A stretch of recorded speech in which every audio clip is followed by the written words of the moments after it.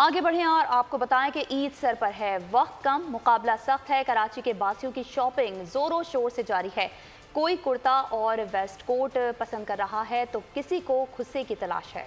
शहरियों का कहना है कि ईद पर कुर्ता शलवार के साथ खुस्से ना पहने जाएं तो सब कुछ ही अधूरा लगता है।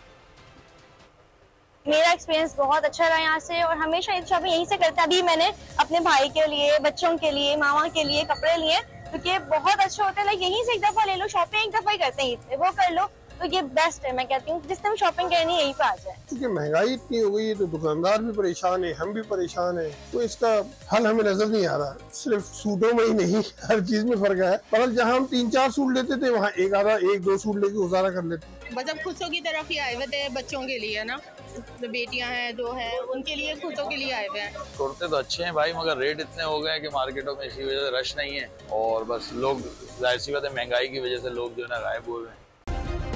सब्सक्राइब करें और बेल दबाएं ताकि कोई खबर रह न जाए।